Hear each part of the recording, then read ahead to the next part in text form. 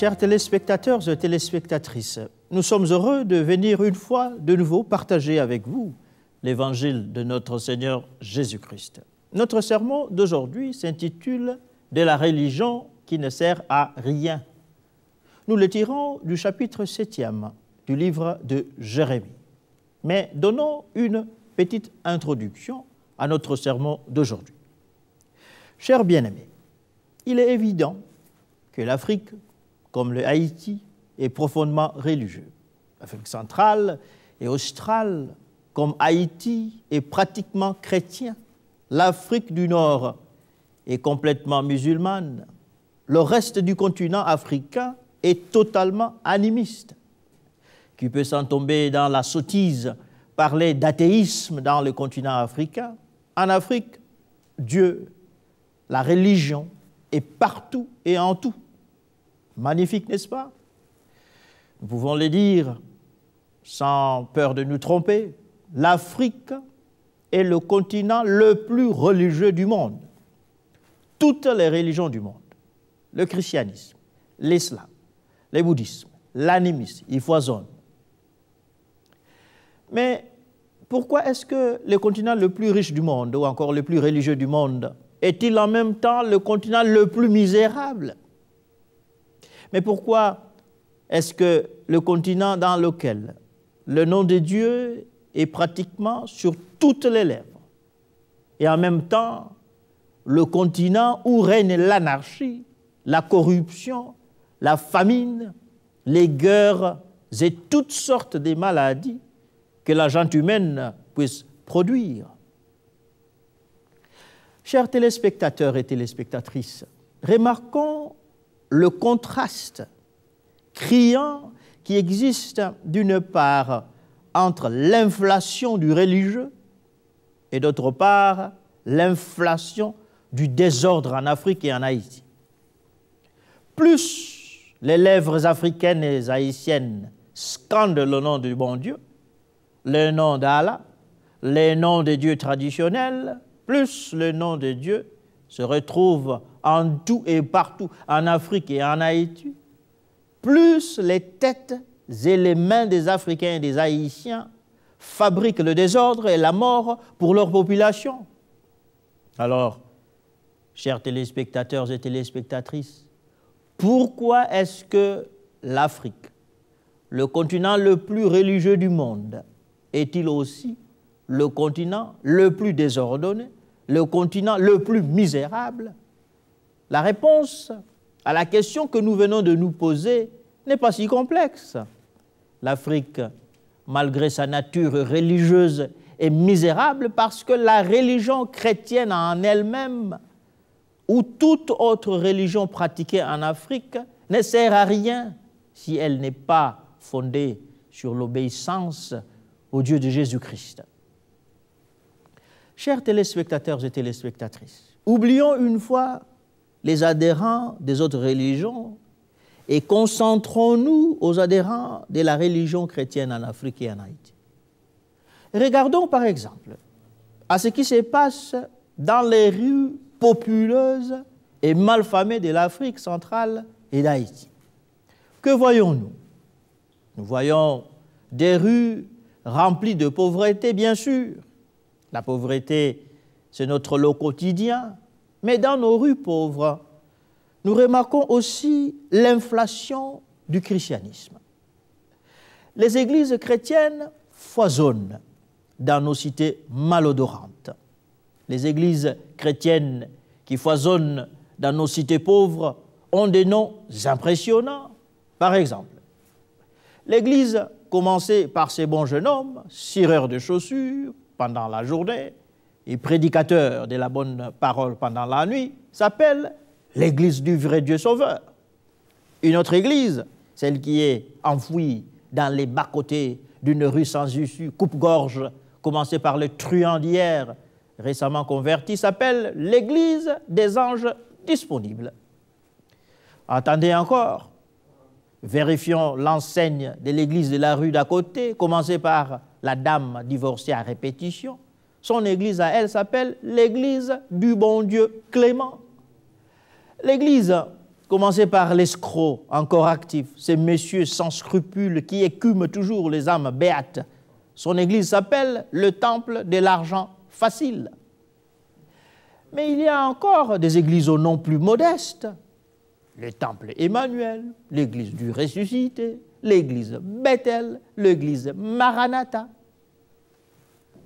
Chers téléspectateurs et téléspectatrices, il se trouve à la tête de ces foisonnements d'églises un fatras de pasteurs. Certains sont bons, ils sont des vrais hommes et femmes de Dieu, des serviteurs et servantes dévoués et fidèles de notre Seigneur Jésus-Christ.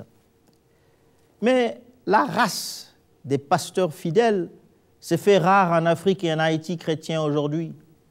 Au contraire, la plupart des pasteurs qui dirigent nos églises de coin de rue sont des vrais bandits ecclésiastiques, dévaliseurs du denier de l'église, engrosseurs de jeunes filles choristes.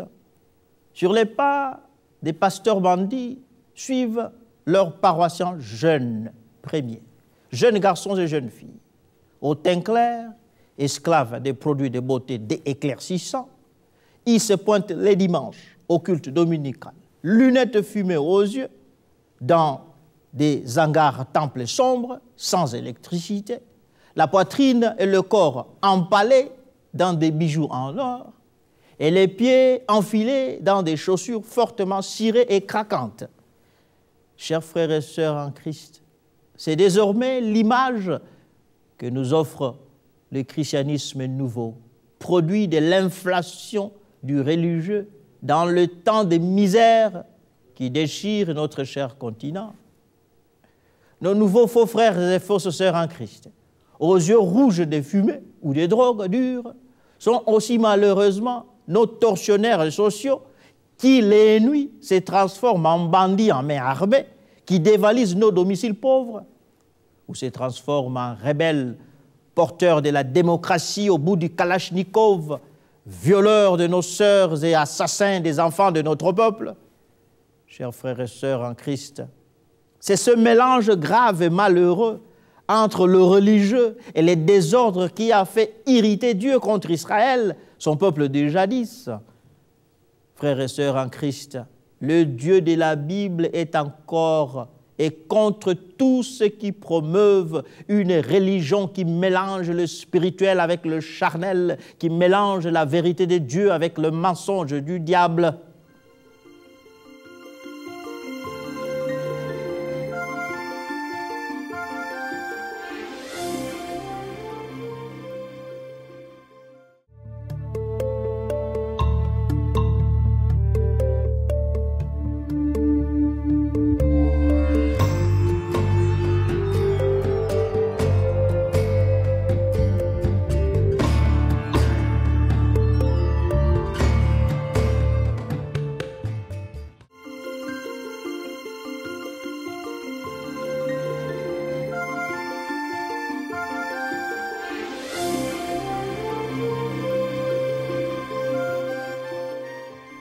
Écoutons ce que le Seigneur dit à son peuple dans le livre de Jérémie.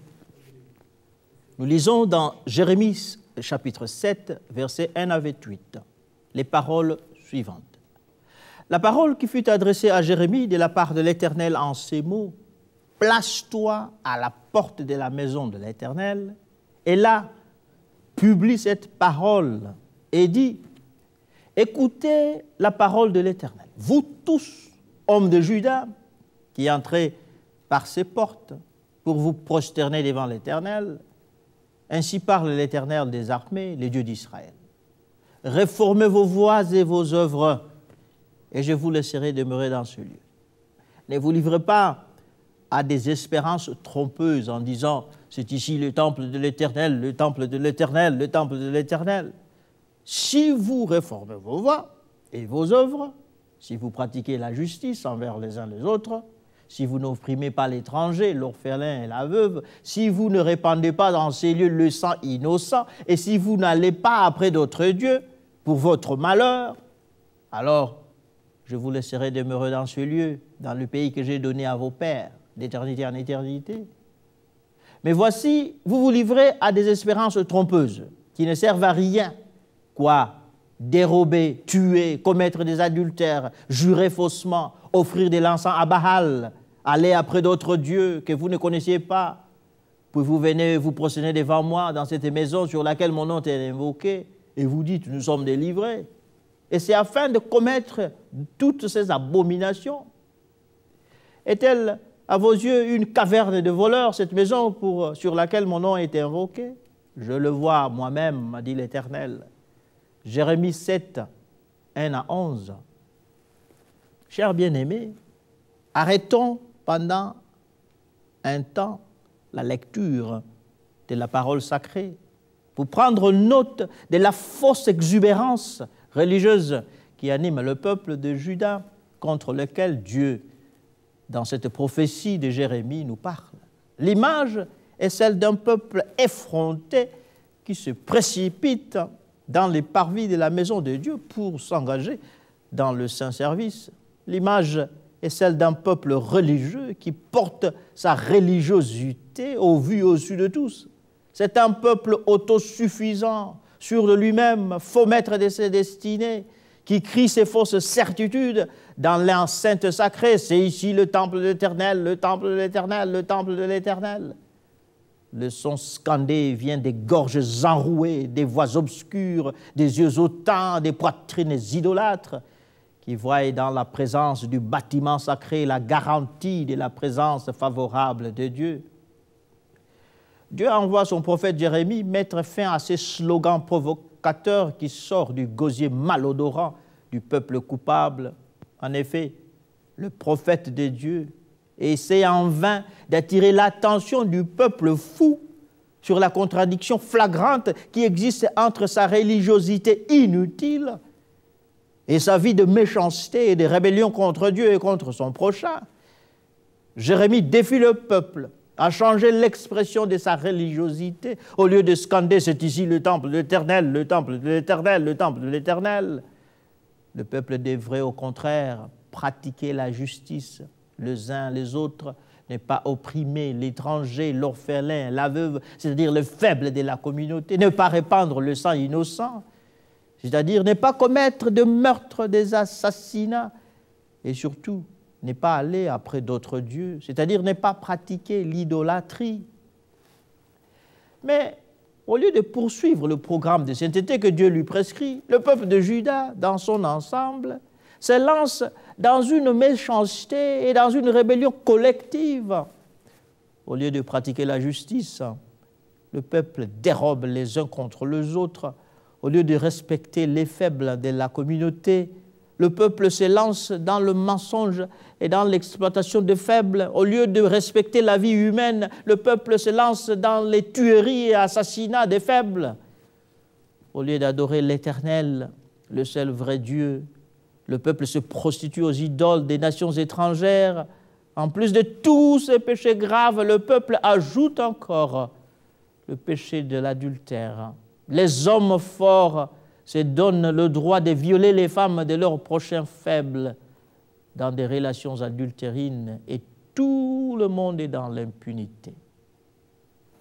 Alors, avec des cœurs pourris, des bouches impures et des mains ensanglantées, le peuple se permet sans honte, sans crainte, sans respect pour Dieu, de venir crier sa fausse certitude de la présence bienfaisante et protectrice de Dieu en sa faveur, représentée par les temples. C'est ici le temple de l'Éternel, le temple de l'Éternel, le temple de l'Éternel. Mais le Dieu de la Bible peut-il accepter que la faible créature vienne le narguer de la sorte sans que sa sainteté ne puisse réagir contre le pécheur? Redonnons la parole à la Bible. Voici ce que Dieu dit contre son peuple dans Jérémie 7, 12 à 28. « Allez donc au lieu qui m'était consacré à Silo, où j'avais fait autrefois résider mon nom. Et vous voyez comment je l'ai traité à cause de la méchanceté de mon peuple d'Israël. Et maintenant, puisque vous avez commis toutes ces actions, dit l'Éternel, puisque je vous ai parlé dès le matin et que vous n'avez pas écouté, puisque je vous ai appelé et que vous n'avez pas répondu, je traiterai la maison sur laquelle mon nom est invoqué, sur laquelle vous faites reposer votre confiance, Et les lieux que j'ai donnés à vous et à vos pères, de la même manière que j'ai traité Silo, et je vous rejetterai loin de ma face, comme j'ai rejeté tous vos frères, toute la postérité d'Éphraïm. Et toi, n'intercède pas en faveur de ce peuple, n'élève pas pour eux ni supplication, ni prière, ne fais pas des instances auprès de moi, car je ne t'écouterai pas. Ne vois-tu pas ce qu'ils font dans les villes de Juda et dans les rues de Jérusalem? Les enfants ramassent du bois, les pères allument le feu et les femmes pétrissent la pâte pour préparer des gâteaux à la reine du ciel et pour faire des libations à d'autres dieux afin de m'irriter. Est-ce moi qu'ils irritent, dit l'Éternel, n'est-ce pas eux-mêmes, à leur propre confusion? C'est pourquoi ainsi parle le Seigneur l'Éternel, voici ma colère et ma fureur se répandent sur ces lieux et sur les hommes et sur les bêtes et sur les arbres des champs. Et sur le fruit de la terre, elle brûlera et ne s'éteindra point. Ainsi parle l'Éternel des armées, le Dieu d'Israël. Ajoutez vos holocaustes à vos sacrifices et mangez-en la chair. Car je n'ai point parlé avec vos pères et je ne leur ai donné aucun ordre le jour où je les ai fait sortir du pays d'Égypte au sujet des holocaustes et des sacrifices. Mais voici l'ordre que je leur ai donné. Écoutez ma voix et je serai votre Dieu et vous serez mon peuple. Marchez dans toutes les voies que je vous ai prescrites afin que vous soyez heureux. Et ils n'ont point écouté, ils n'ont point prêté l'oreille. Ils ont suivi les conseils, les penchants de leur mauvais cœur. Ils ont été en arrière et non en avant. Depuis le jour où vos pères sont sortis du pays d'Égypte, jusqu'à ce jour, je vous ai envoyé tous mes serviteurs, le prophète.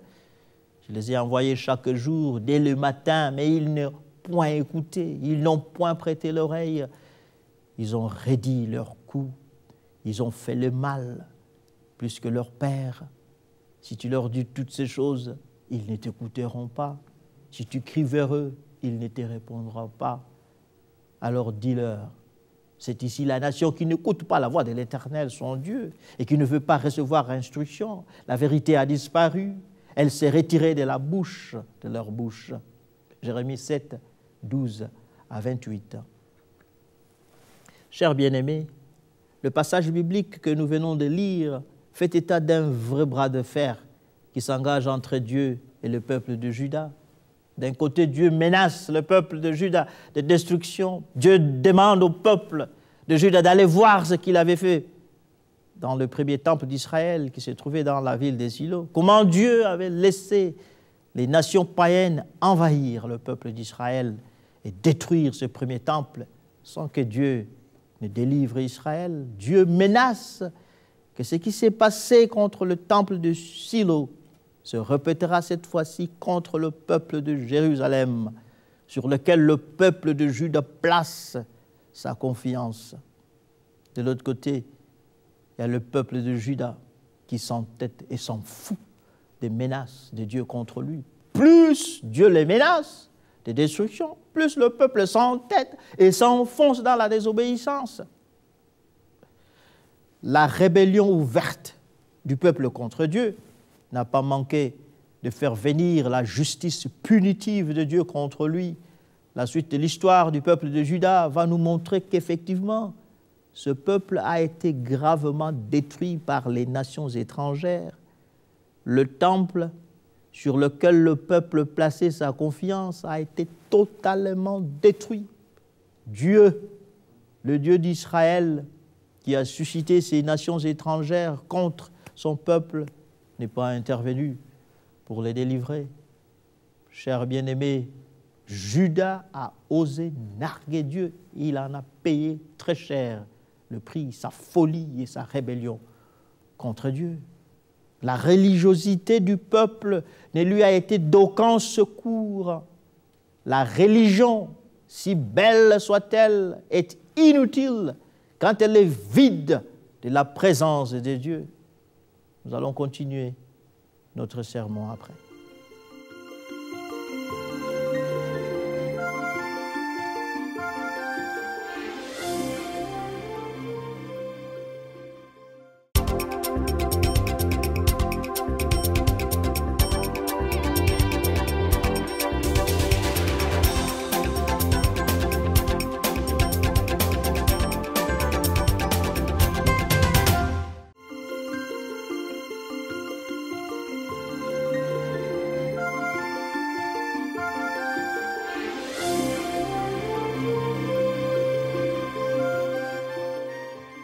Chers frères et sœurs en Christ, apprenons la sagesse, ne provoquons pas notre Dieu. Jérémie 7 nous montre que le peuple de Juda s'est trompé dans sa religiosité. Le peuple de Juda a voulu mélanger l'adoration de Dieu avec l'adoration des idoles. Le peuple de Juda a voulu mélanger le service de Dieu avec l'injustice et la méchanceté. Surtout, le peuple de Juda s'est entêté dans sa voie et n'a pas voulu entendre la voix de son Dieu qui l'appelait à la repentance. À quoi sert le temple de Dieu quand Dieu lui-même ne s'y trouve pas? À quoi sert la religion quand elle est fondée sur la désobéissance? À quoi sert la foi chrétienne quand elle est fondée sur les désirs de la chair et non sur l'obéissance à la Bible, la parole de Dieu? Chers bien-aimés, j'ai un message difficile à vous annoncer aujourd'hui. À tous les faux chrétiens et fausses chrétiennes, à tous les faux choristes, à tous les faux diacres et fausses diaconesses, à tous les faux évangélistes, à tous les faux pasteurs qui crient le nom de Dieu le matin, mais engrossent les jeunes filles de leur église le soir, ou dévalisent leurs prochains la nuit, le Seigneur dit, repentez-vous immédiatement ou vous serez détruits. Oui, la colère de Dieu viendra décimer l'Afrique contre l'inflation du christianisme facile et mensonger qui met en péril l'avenir de son Église si l'Église africaine refuse de se repentir. Chers frères et sœurs en Christ, toi qui m'écoutes aujourd'hui, veux-tu échapper à la colère de Dieu? Repens-toi. On va me dire, mais ces pasteurs cherchent à nous faire peur. Mais bien sûr, il faut avoir peur de Dieu. Abandonne ta vie de rébellion, d'idolâtrie. Reviens au Seigneur afin qu'il te pardonne et enlève ces menaces contre toi. Oui, toi chrétien, mais tu es profondément enchaîné dans la pornographie. Les photos romans impurs, les films sensuels remplissent ton esprit. Oui, tu te dis chrétienne, mais sous ton pagne est caché un gris-gris pour te protéger contre les sorciers, pour te donner la chance. Oui, tu dis que tu es chrétien, mais tu es sorcier, bouffeur des âmes des autres. Oui, tu te dis chrétien, mais ta vie est orgueilleuse, tu es rempli de toi-même, n'écoute personne. Alors sache que Dieu va te frapper si tu t'entêtes, si tu refuses de te repentir. Oui, je vais te faire peur, oui. Peut-être tu es un de ces chrétiens têtus qui n'écoutent jamais. Je veux que tu saches aujourd'hui que le même Dieu qui a frappé Israël, son peuple, te frappera toi aussi, malgré le fait que tu vas à l'église. Cela ne suffit pas. Il faut être un chrétien obéissant. Le fait d'aller à l'église ne te protégera pas tant que tu continueras à servir à la fois Dieu et les fétiches. Le fait d'être baptisé ne te protégera pas contre la colère de Dieu tant que tu continueras à mentir, à voler, à détruire la vie des autres. La seule solution que Dieu t'offre aujourd'hui pour échapper à sa colère, c'est la repentance. Repens-toi, frère. Repens-toi, sœur. Et reviens à ton Seigneur qui est prêt à te pardonner aujourd'hui. Que celui qui a des oreilles pour entendre ce que le Seigneur dit. Ah oui. Tu vas me dire, mais quelle sorte de pasteur toi tu es? Tu fais peur aux gens. Tu nous veux faire tomber le ciel sur la tête. Tu menaces les corps du Christ. Et toi, quel pasteur tu es? Tu fais peur aux gens. Je ne te fais pas peur. Je te dis la vérité de Dieu. Dieu est fatigué de ta religion qui ne sert à rien. Crier le nom de Dieu du matin au soir, aller à l'église et y passer la nuit, et en même temps faire le mal, désobéir, vivre dans la rébellion, dans les fétiches, dans le désordre, n'est pas agréable à Dieu. Le titre de notre sermon est clair, de la religion qui ne sert à rien. Une religion théorique, une religion de la tête qui ne transforme pas le cœur, qui ne transforme pas le comportement. C'est une religion qui ne sert à rien. Le peuple d'Israël, le peuple de Juda s'était entêté à crier ici, voici le temple de Dieu, le temple de Dieu, le temple de Dieu. Dieu n'a pas délivré son peuple parce que le peuple vivait dans la méchanceté. L'Afrique, Haïti, L'Afrique est remplie de religions. L'Afrique est pleine de christianisme. Mais c'est un christianisme qui ne sert à rien parce qu'il n'y a pas la paix chez nous. Il n'y a pas la stabilité. Malgré le nombre croissant des chrétiens et chrétiennes, notre continent, nos pays ne sont pas bons parce que notre christianisme ne marche pas. C'est pourquoi je prêche sur la gravité, le danger de la religion chrétienne qui ne sert à rien. Une religion théorique, une religion de la tête, une religion qui ne transforme pas la vie de celui ou de celle qui la pratique. Ce n'est pas la religion de Jésus-Christ. Parce que la religion de Jésus-Christ est une religion qui change, est une religion qui transforme, est une religion qui renouvelle, est une religion qui donne la victoire, est une religion qui donne la réussite dans la vie. C'est une religion vraie, parce qu'elle est fondée sur l'amour de Dieu, la grâce de Dieu, l'obéissance, la soumission à sa volonté.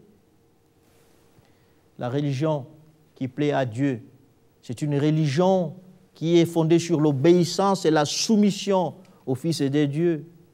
Frères et sœurs africains, chers bien-aimés chrétiens africains, Dieu veut que nous devenions les moteurs du changement, de la nouveauté, de la réussite, de la force de notre continent, de notre pays, de nos communautés, de nos villes, de nos villages. Il ne suffit pas, bien-aimés, de crier le nom de Jésus-Christ, de porter des t-shirts avec le nom de Jésus tous les jours. Il faut vivre la foi. Il faut que Jésus-Christ qui est en nous se manifeste en dehors de nous pour transformer notre société. Il faut des chrétiens justes, des chrétiens forts, des chrétiens qui ne sont pas corrompus, des chrétiens qui sont moralement bons, des chrétiens qui sont socialement bons, des chrétiens qui sont des facteurs de développement de leur communauté, de leur pays. Que la foi chrétienne ne soit pas une religion inutile. Il faut que la foi chrétienne produise des chrétiens responsables dans leur famille, dans leur communauté, dans leur société, dans leur pays, dans leur continent. Dieu était fatigué du peuple d'Israël, le peuple de Juda, parce qu'il avait le nom de Dieu dans la bouche, mais sa vie était une vie contraire à la volonté de Dieu. De la même façon, aujourd'hui, le Seigneur nous appelle. Le Seigneur nous interpelle, le Seigneur nous parle. Il ne veut pas d'une religion chrétienne qui ne sert à rien, qui ne produit pas de transformations profondes et réelles. L'Afrique, le Haïti, a besoin d'un christianisme puissant, d'un christianisme transformateur, d'un christianisme qui renouvelle la société, d'un christianisme qui marche, parce que c'est un christianisme qui transforme les vies, les cœurs, les âmes, des hommes et des femmes, qui créent une nouvelle réalité, une nouvelle société fondée sur la vérité de Dieu, la grâce de Dieu, la puissance du Saint-Esprit.